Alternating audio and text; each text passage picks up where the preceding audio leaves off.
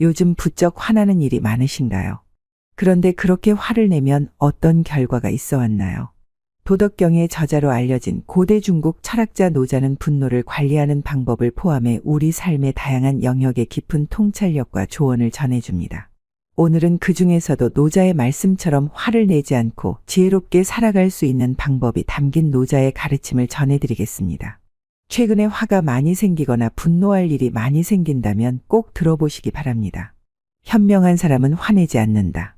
화내지 않고도 이기는 것이 잘 싸우는 길이다. 화를 내서 상대를 이긴다 하더라도 그는 당신의 적으로 남게 된다. 상대방이 당장은 굴복한 것 같더라도 결국 추가적인 불편과 걱정거리가 더해진 셈이다. 그러므로 가능하다면 인생에서 적을 만들지 않아야 한다. 아무리 이해가 안 되더라도 어떤 상황에서도 상대방에게 화를 내지 말라.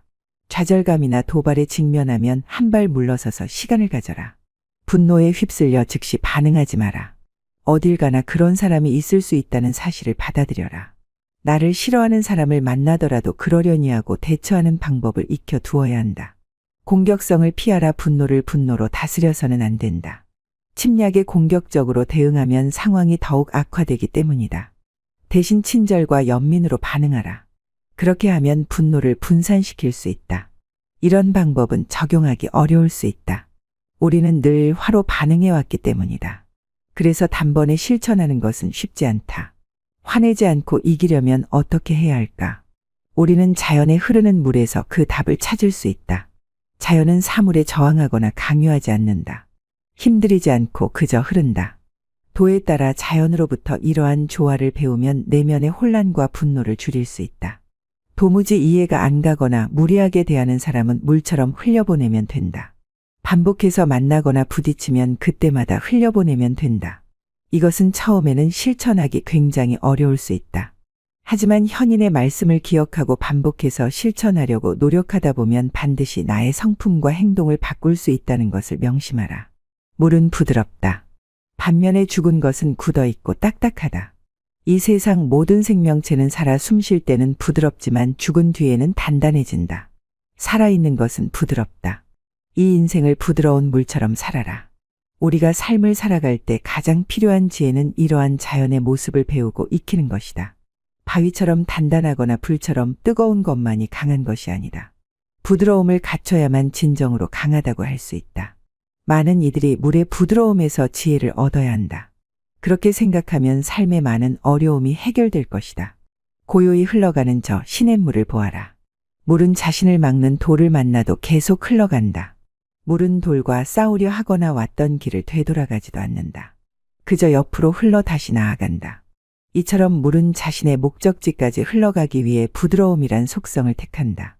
물은 방해물과 다툼을 일으키지 않아도 자신이 원하는 바를 이룰 수 있다. 만약 앞이 모두 막히면 물은 그 자리에서 멈춘다. 여기서 우리는 인생을 배울 수 있다. 세상에서 내가 원하는 대로 되는 일이 얼마나 될까? 내가 원하는 대로 되기보다 그렇지 않은 순간들이 훨씬 더 많다. 지금까지 살아온 인생도 그렇지 않은가? 아무리 준비하고 치열하게 살아도 내가 어쩔 수 없는 상황과 여건으로 인생길이 막힐 때도 있다. 그럴 때는 멈춰있는 호수를 바라봐라. 강처럼 비치며 흘러가지 못해도 호수는 잔잔하게 살아 숨쉬고 있다. 멈춰 있어도 그 안에 있는 생명을 돌봐준다. 좁은 지형에 만들어진 호수는 작으면 작은 대로, 큰 지형에 만들어진 호수는 크면 큰 대로 그렇게 각자 자신의 그릇에 맞게 살아간다. 그것이 물의 삶이다. 폭포로 쏟아지는 물은 어떠한가? 낭떠러지라고 두려워하거나 또는 싫다면서 가던 길을 멈추는가? 절대 그렇지 않다. 주어진 길과 환경을 있는 그대로 받아들인다. 하늘에서 내리는 비는 어떤가? 빗물은 메말라 있던 만물을 적셔 이롭게 하기 위해 자신을 낮은 곳으로 떨어뜨린다. 빗물은 자기를 드러내기 위해 높은 곳에 오르지 않는다. 오히려 가장 높은 곳에서 가장 낮은 곳으로 내려간다. 그리고 시냇물을 만나 강을 이루고 강을 만나 바다를 이룬다. 가장 낮은 곳으로 가는 것이 손해 같지만 결국 다시 만나 올라가게 되어 있다. 반대로 우리의 삶의 모습은 어떠한가? 내 주변에 형성된 환경을 탓하며 온갖 불평을 해대지 않는가? 우리가 무엇인가를 배우기 위해서는 멀리 볼 필요 없다. 물처럼만 살아가자. 환경을 받아들이고 물처럼 살아가는 지혜로운 모습을 익히자. 그러면 인생에 대한 생각과 태도가 바뀌어 의외로 많은 걱정과 문제가 해결될 것이다. 겸손한 마음가짐을 기르고 내가 옳아야 한다는 강박과 논쟁에서 상대방을 이기려는 욕구를 버린다면 분노를 줄일 수 있다. 우리네 인생에서 스스로를 너무 옳다고 맹신하지 말고 바위를 만나면 옆으로 비켜가는 법을 배우자. 늘 유연하게 깨어 있어라. 내가 무조건 옳다는 생각에 지나치게 빠질 때 우리의 삶은 썩은 물이 되어버린다. 더 이상 흘러갈 곳이 없이 갇혀버린다. 그러니 고이지 않고 계속 흘러가는 물이 되어 다른 사람 앞에서 겸손함을 잃지 마라. 나만 옳다고 하지 말고 다른 이들을 존중하며 대하라. 마찬가지로 자연을 소중히 여겨 인간은 땅을 귀하게 여기고 하늘을 올려다봐야 한다. 생명을 소중히 여기는 자가 온전한 인성을 갖출 것이다. 평소에 생명을 함부로 대한 자는 위기의 순간이 왔을 때 올바르게 대처하지 못한다. 반면 평소부터 생명을 귀하게 생각한 사람은 위기 속에서 빛을 발한다. 무엇보다 당신의 생각을 주의하라. 생각이 곧 말이 된다. 말은 곧 행동이 되고 행동은 습관이 된다. 습관이 우리의 인격과 인생을 만든다. 그러니 평소에 하는 생각들도 항상 건강한 생각을 해야 한다. 우리가 살아가는데 만나는 모든 어려움은 지혜와 인품으로 현명하게 대처할 수 있다. 그러니 화려하게 말하려 하지 말고 진실되게 말하려고 노력하라. 잘 모르는 일에 대해 지나치게 떠벌리지 마라. 내 주장과 관점을 다른 이에게 지나치게 강요하지 마라. 자신을 드러내려 하는 자는 공을 세워도 공을 얻지 못할 것이다. 자신을 내세우려는 명예의 욕구를 내려놓아라. 일이 안 풀릴 때는 새로운 방법을 찾고 포기하지 말고 계속 도전하라. 실패와 절망 속에서도 계속해서 걸어가는 자가 원하는 목적지에 도착할 것이다. 만약 내가 하는 일이 잘 되지 않는다고 하더라도 쉽게 실망하고 좌절하지 마라. 모든 일에는 노력이 필요하고 또 그에 맞는 시간이 필요하다. 저 큰 나무들을 바라봐라. 울창한 가지로 새들의 집이 되어주고 무더운 여름에 시원한 그늘을 만들 수 있기까지 얼마나 많은 시간이 걸렸을지 생각해 보았는가. 땅에 깊이 뿌리를 내리고 줄기가 오르며 모진 비바람 속에도 꺾이지 않고 자라나 열매를 맺으며 지금과 같아질 때까지의 과정을 상상해 보길 바란다. 나무는 스스로 원하는 곳에서 태어난 것이 아니다. 자연의 이치로 어느 날 문득 그곳에 뿌려진 것이다. 하지만 나무는 불평하지 않는다. 비가 오지 않더라도, 햇빛이 잘 들지 않더라도 나무는 묵묵히 그 자리에서 빛을 향해 뻗어갈 뿐이다. 이처럼 너희들도 일희일비해서는 안 된다. 추운 겨울이 있으면 봄이 오고 무더운 여름이 있으면 곧 추운 겨울이 온다. 어둠이 있으면 빛이 있고 밤이 오면 아침이 온다.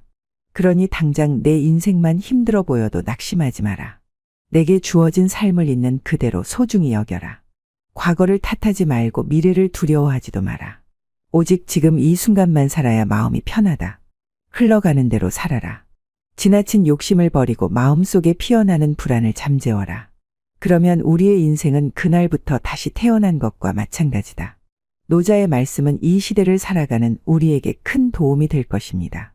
오늘의 말씀이 여러분의 삶을 조금씩 변화시키길 바라며 구독, 좋아요 한 번씩만 부탁드리겠습니다. 미리 감사드립니다. 제 어린 시절은 참 불우했습니다. 고등학교만 졸업하고 바로 서울로 올라와서 일을 시작해야 했습니다. 그러면서 저 혼자 머물 방 하나 구하려고 이곳저곳 돌아다녔지만 월세가 너무나도 비싸더라고요. 처음에는 친구네 집에서 며칠 신세를 졌지만 그것도 점점 미안하고 가진 돈은 없는데 어디로 가야 하나 고민이 정말 많았습니다. 그러던 중 바닥에 전단지 한 장이 갑자기 제 눈에 들어오더라고요. 최신식 시설 고시원이 월 15만 원이라 월세는 절반 가격이고 식사랑 김치 제공. 이렇게 적혀 있었습니다. 당신 아이가 어려서 매일 배가 고픈 입장인데 식사랑 김치까지 준다니 너무나 좋았습니다. 그래서 보자마자 곧장 종이에 적혀 있는 고시원 전화번호로 전화를 바로 걸었죠. 전화를 해보니 고시원 원장님이 사람이 좋아 보였습니다. 전화 너머로 저를 반가워하며 좋은 방이 하나 남았다고 보러 오라고 하더라고요. 그거라도 놓치면 큰일 날 것 같아서 주저할 겨를도 없이 바로 갔습니다. 이제는 친구네 있기 미안해서 나가려던 참에 찬밥 더운 밥 가릴 신세가 아니었습니다. 그래서 전화를 끊고 바로 고시원으로 찾아갔어요. 그런데 제가 생각했던 것보다 고시원 건물 자체가 되게 칙칙하고 낡았더라고요. 흔히 귀신 나올 것 같이 생겼는데 건물 외관이 그 정도면 고시원 내부는 어땠겠어요. 말로 할 수가 없죠. 들어가니 온갖 냄새도 나고요. 그래도 고시원 사장님이 반갑게 맞아주며 부엌이라고 소개를 해주는데 거기를 들어가니 너무 놀랐습니다. 청소를 얼마나 안 했는지 벽지에 곰팡이가 어마어마하게 피어있고 가스레인지에 끼인 기름때가 딱 눈에 들어왔습니다. 근데 참 특이하게도 방은 정말 깨끗했습니다. 창문은 없었지만 그래도 냄새도 안 나고 상당히 깨끗했기에 한 달에 15만 원인데 이 돈으로 어디 가서 이런 방을 구할 수 있을까 싶어 그 자리에서 바로 계약을 하기로 했어요. 그렇게 이제 방을 구했다고 안도하고 있는데 문득 고시원 원장님이 저한테 조용히 이야기하더라고요. 바로 옆방에 할머니 한 분이 사시는데 가끔 좀 시끄러울 수도 있는데 이해 좀 해달라고 하더라고요. 제가 뭐 딱히 공부하려고 고시원에 들어가는 것도 아니니 알겠다고 하고 그렇게 신경 쓰지 않았습니다. 처음에는요. 고시원에서 주는 저녁도 먹고 좁디 좁은 방에서 누워 있었는데 정말로 제 바로 옆방에서 시끄러운 소리가 들리더라고요. 무슨 통화를 하는 것 같기도 하고 혼잣말을 하는 것 같기도 하고 뭐 많이 신경 쓸 정도는 아니어서 저는 일단은 찾아가서 말할 정도는 아니라고 생각했습니다. 원래 고시원이 이런 거구나 했죠. 그런데 갑자기 제 방문을 두드리는 소리가 나는 거예요. 처음에는 고시원 원장님인가 했습니다. 그런데 문을 여니까 어떤 할머니 한 분 혼자 서 있었습니다. 얼굴에 주름이 많지만 인상이 참 좋으셨는데 제 마음이 안 좋았던 건 정말 추운 한겨울인데 떨어진 내복 하나만 입고 계시더라고요. 그러면서 저보고 오늘 들어왔냐고 고시원에 대한 이런 얘기 저런 얘기를 많이 해주시더라고요. 처음에는 말동무가 필요한가 보다 싶었습니다. 그렇게 한참을 이야기하다가 한 손에 들고 있던 봉지에서 락앤락통을 여러 개 꺼내시더니 저한테 건네주시더라고요. 고시원 밥이 부실한데 이거 먹으라면서요. 젊을 때 많이 먹어야 된다며 자기 같은 늙은이는 곧 죽을 거라 안 먹어도 된다고 했습니다. 저는 괜찮다고 사정했는데 너무 거절할 수는 없어서 열어보니 귤 한 봉지하고 사과와 파전이 있었습니다. 아주 그냥 바리바리 싸주셨더라고요. 아무리 그래도 처음 뵙는 분인데 제가 또 어떻게 그걸 낼름 받아먹겠어요. 그래서 괜찮다고 할머니 드시라고 말씀드렸는데 사양 말고 계속 받으라고 그러셔서 더 거절하기 힘들어서 이제 반찬을 받았어요. 그리고 맛있게 잘 먹었습니다. 참 고맙기는 했습니다. 저도 돈 한 푼 한 푼이 부족한 때인데 가뭄의 단비 같았습니다. 게다가 또 주신 것들이 엄청 맛있었어요. 그런데 그 다음날 저녁에도 그 다음날 저녁에도 그 다다음날 저녁에도 할머니는 오셔서 저에게 먹을 것을 주셨습니다. 어느 날은 붕어빵, 약과, 수육 등 항상 저에게 손녀 같다고 음식을 주셨습니다. 너무 감사했죠. 그러다 하루는 제가 일을 마치고 제 방에 들어와서 침대에 누워 있었어요. 그런데 매번 비슷한 시간에 오시던 할머니가 한참이 지나도 안 오시는 거예요. 오늘은 할머니가 웬일로 안 오시지 하면서 저도 모르게 이제 할머니를 기다리고 있는 거예요. 일단 너무 힘들어서 그냥 누워 있는데 옆방에서 소리가 들리더라고요. 그 할머니 방에서요. 훌쩍훌쩍 울면서 누군가한테 억울한 듯 하소연을 하는 소리가 들렸어요. 자세히 듣지는 못했지만 대충 이 엄마를 데리러 와주지 않겠니? 그런 말이 들렸습니다. 아마 할머니의 자식들이 아닐까 싶었어요. 지나가는 말로 할머니의 자식들이 있다고 들었거든요. 혼자 생각에 잠겼습니다. 물론 제가 뭐 참견할 일은 아닙니다만 자식이 있다면 어머니를 혼자 어떻게 이런 곳에 모셔놓을 수가 있을까? 이런 생각이 들었습니다. 뉴스에서만 듣던 현대판 고려장이 따로 없구나 싶었습니다. 마음이 씁쓸하기도 하고 워낙 방음이 안 돼서 소리가 잘 들리니 바람이나 쐬려고 밖에 나왔습니다. 밖에 나오니까 고시원 원장님이 담배를 피고 계시더라고요. 그래서 우연히 같이 잠깐 이야기를 하게 됐습니다. 그런데 고시원장님이 대뜸 저에게 옆방 할머니가 시끄러워서 나왔냐고 묻더라고요. 그래서 저는 뭐 신경 쓸 정도는 아니라며 그냥 통화하시는 것 같다고 그렇게 대답을 했죠. 그러자 원장님이 조용하게 저만 알고 있으라고 이야기했습니다. 사실 할머니에게 아들이 한 명 있는데 원래는 같이 살았다. 그런데 며느리가 할머니가 냄새가 난다고 요양원에 보냈자고 그랬다는 겁니다. 근데 요양원이 돈이 한두 푼이 아니다 보니 글쎄 아들이 조용한 곳에 가서 살라고 여기 고시원을 보냈다는 거예요. 그래서 저는 그럼 아들이 엄마를 보러 오냐고 물어봤죠. 그랬더니 할머니가 고시원에 들어오신 지 지금 약 4년 정도가 되었는데 그동안 한 번 왔다고 그러더라고요. 원장님 하는 말이 할머니를 찾아오는 날에 빈손으로 와서 할머니한테 10,000원짜리 몇 장 주고 바로 가더라는 겁니다. 제가 그 얘기를 듣는데 참 아들이 너무하다 싶었죠. 그래도 전화는 자주 한다고 생각했습니다. 옆방에서 할머니가 전화 소리가 종종 들리니까요. 그래서 원장님께 물어봤죠. 그래도 밤마다 아들분이랑 통화하는 거 아니냐고 말이에요. 무슨 이야기를 하길래 매일 그렇게 서럽게 우시는 거냐 그랬더니 할머니가 아들한테 집에 한번 가보고 싶다고 손녀도 안아보고 싶다면서 자기를 데리러 와주면 안 되겠냐 엄마가 그렇게 밉냐고 그런다는 거예요. 그 와중에 아들은 바보같이 며느리한테 잡혀 사는지 절대로 안 된다고 그러고 있답니다. 아무리 그래도 자기 엄마인데 이게 말이나 되는 일일까요? 아마도 저한테 반찬 챙겨주고 이야기하고 하는 게 저를 손녀로 생각하고 해주신 게 아닌가 싶었습니다. 할머니도 손녀 음식 챙겨주고 싶고 아들이랑 이야기도 하고 싶고 그러실 테니까 저한테 그러신 게 아닌가 생각이 들더라고요. 그날 이후로 옆방에서 할머니 울음소리가 들리거나 목소리가 들리면 또 아드님이랑 통화하셨구나 마음이 안 좋으시겠다 생각이 들면서 한번 찾아가서 말동무라도 해드릴까 싶었지만 저도 저 혼자 먹고 사는 게 바쁘다 보니 그렇지 못했습니다. 누가 누굴 챙기나 싶어 저를 저렇게 매일같이 챙겨주시는 할머니를 제대로 도와드리지 못했어요. 이제 그렇게 시간이 흘렀죠. 저도 매일을 밤낮으로 여러 일을 하면서 겨우겨우 원룸 보증금을 모았습니다. 드디어 이제 조그마한 방이라도 갈 수 있겠구나 싶었는데 마침 할머니가 짐을 바리바리 싸들고 고시원 계단을 내려오고 계신 거예요. 제가 이제 도와드리면서 어디 가시냐고 무슨 짐이 그렇게 많으냐고 여쭤봤죠. 어디 가시냐고 물어봤더니 할머니는 이제 고시원을 나가려고 그러신다는 거예요. 그러다가 자기가 저를 위해 준비한 선물이 있으시다면서 바닥에 쭈그려 앉아 가방 안에서 뭐를 막 찾으시더라고요. 그러다 열쇠고리를 하나 꺼내셨는데 네잎클로버 열쇠고리였어요. 길을 가다 네잎클로버가 보여서 그걸로 직접 열쇠고리를 만들어 주셨더라고요. 그러면서 저한테 좋은 선물을 못 줘서 미안하다고 늙은이 말동무해줘서 고맙다고 그러셨습니다. 저도 참 마음이 안 좋았습니다.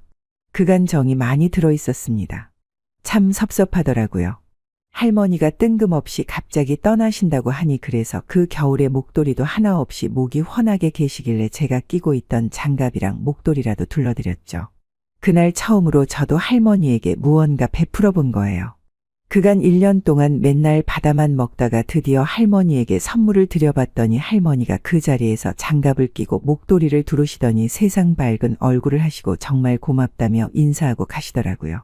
그 추운 겨울날 짐을 바리바리 싸들고 가시는 할머니 뒷모습을 보니까 참 마음도 측은하고 눈물도 날 것 같고 그래서 저는 빨리 고시원에 올라왔습니다. 이젠 할머니 방이 비었겠구나 생각하며 올라왔는데 창문으로 고시원 원장님이 할머니가 가는 길을 보고 있더라고요. 그래서 제가 물어봤죠. 할머니 이제 아드님 댁으로 가시는 거냐고 그랬더니 고시원장님이 허탈한 웃음을 지으시면서 할머니의 월세는 아들이 원래 보내왔는데 최근 1~3달 동안 안 보내오더라는 거예요. 그래서 고시원장님이 아들한테 전화를 했더니 며느리가 전화를 받아서 자기들도 이제 힘들어서 고시원비를 더 이상 내주기는 힘들다 그랬다는 거예요. 그럼 할머니를 어떡하냐 내보내라는 말이냐 했더니 며느리가 뭐 알아서 하라는 식으로 이야기를 했대요. 고시원장님이 할머니에게 그럼 괜찮다고 그냥 지내셔도 된다고 말씀드렸는데 그 할머니 성격에 그냥 계셨겠어요. 미안해서 제 발로 나가신 거예요. 누군가에게 짐이 되기 싫으니까요. 참 가슴이 먹먹했습니다. 그러고 한 몇 달이 지나고 고시원에 그 할머니 아들이라는 사람이 찾아왔대요.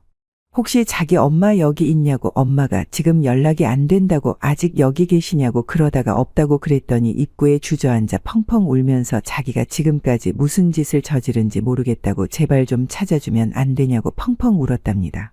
그래서 고시원장님이 그랬대요. 할머니 월세 몇만 원이 얼마나 한다고 돈 없다고 안 보내줄 땐 언제고 이제 와서 그렇게 울어봤자 무슨 소용이 있냐고요. 그렇게 불효해서 지금 후회하는 거 그거 모두 다 받아들이라고 말이에요. 아들은 한참을 울다가 조용히 일어나서 돌아갔습니다. 그런 일이 있고 얼마 뒤 저도 고시원을 나오게 되었습니다. 할머니는 잘 계실까요? 세월이 흘러 오랜만에 제가 살던 고시원 근처를 지나갈 일이 있어 지나가는데 아직 그 고시원이 있더라고요. 제가 머물던 방도 그대로겠죠. 근데 할머니는 안 계실 테고요. 문득 사는 게 지치고 힘들 때면 그 할머니 생각이 납니다. 혼자 무거운 짐을 들고 가시는 뒷모습이 왠지 모르게 슬프네요. 세월이 많이 흘렀지만 어딘가에서 잘 지내고 계시기를 진심으로 바랍니다. 제 이야기를 들어주셔서 정말 감사합니다. 앞으로도 인생의 희노애락과 지혜를 담은 이야기를 들려드릴 테니 구독과 좋아요 한 번씩만 부탁드릴게요.